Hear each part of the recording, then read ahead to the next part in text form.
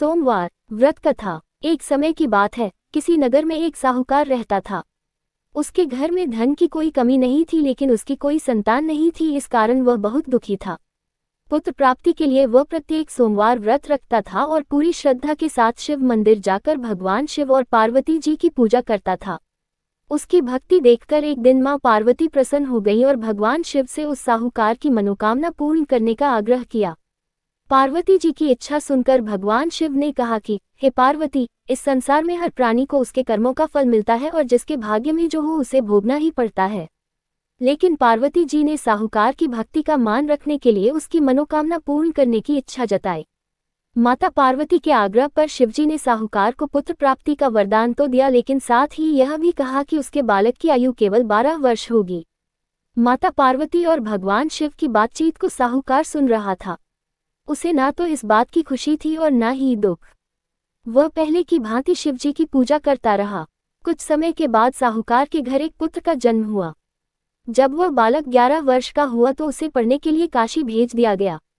साहूकार ने पुत्र के मामा को बुलाकर उसे बहुत सारा धन दिया और कहा कि तुम इस बालक को काशी विद्या प्राप्ति के लिए ले जाओ और मार्ग में यज्ञ कराना।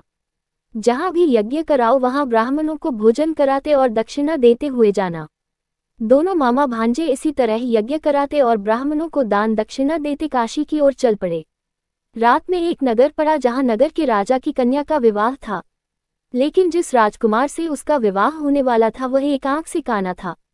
राजकुमार के पिता ने अपने पुत्र के काना होने की बात को छुपाने के लिए एक चाल सोची। साहूकार के पुत्र को देखकर उसके मन में एक विचार आया। उसने सोचा, क्यों न इस लड़के को दूल्हा बनाकर राजकुमारी से विवाह करा दूं। विवाह के बाद इसको धन देकर विदा कर दूंगा और राजकुमारी को अपने नगर ले जाऊंगा। लड़के को दूल्हे के वस्त्र पहनाकर राजकुमारी से विवाह कर दिया गया। लेकिन साहूकार का पुत्र ईमानदार था। उसे यह बात न्यायसंगत नहीं लगी। उसने अवसर पाकर राजकुमारी की चुन्नी के पल्ले पर लिखा कि तुम्हारा विवाह तो मेरे साथ हुआ है, लेकिन जिस राजकुमार के संग तुम्हें भेजा जाएगा वह एक आंख से काना है। मैं तो काशी पढ़ने जा रहा हूँ।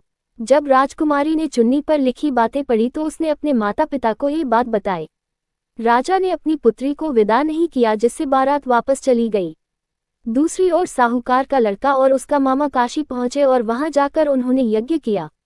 जिस दिन लड़के की आयु 12 साल की हुई उसी दिन यज्ञ रखा गया। लड़के ने अपने मामा से कहा कि मेरी तबीयत कुछ ठीक नहीं है। मामा ने कहा कि तुम अंदर जाकर सो जाओ। शिवजी के वरदानुसार कुछ ही देर में उस बालक के प्राण निकल गए। मृत भांजे को देख उसके मामा ने विलाप शुरू किया। संयोगवश उसी समय शिवजी और माता पार्वती उधर से जा रहे थे।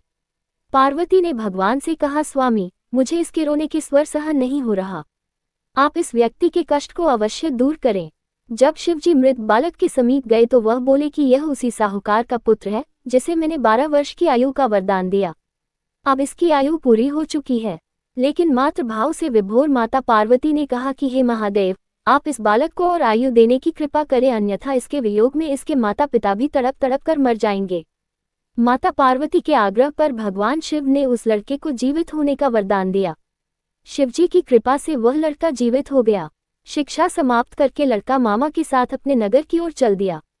दोनों चलते हुए उसी नगर में पहुंचे जहां उसका विवाह हुआ था। उस नगर में भी उन्होंने यज्ञ का आयोजन किया। उस लड़के के ससुर ने उसे पहचान लिया और महल में ले जाकर उसकी खातिरदारी की और अपनी पुत्री को विदा किया। इधर साहूकार और उसकी पत्नी भूखे प्यासे रहकर बेटे की प्रतीक्षा कर रहे थे। उन्होंने प्रण कर रखा था कि यदि उन्हें अपने बेटे की मृत्यु का समाचार मिला तो वह भी प्राण त्याग देंगे, परंतु अपने बेटे के जीवित होने का समाचार पाकर वह बेहद प्रसन्न हुए। उसी रात भगवान शिव ने व्यापारी के स्वप्न में आकर कहा, हे श्रेष्ठी, मैंने तेरे सोमवार के व्रत करने और व्रत कथा सुनने से प्रसन्न होकर तेरे पुत्र को लंबी आयु प्रदान की है। इसी प्रकार जो कोई सोमवार व्रत करता है या कथा सुनता और पढ़ता है उसके सभी दुख दूर होते हैं और समस्त मनोकामनाएं पूर्ण होती हैं।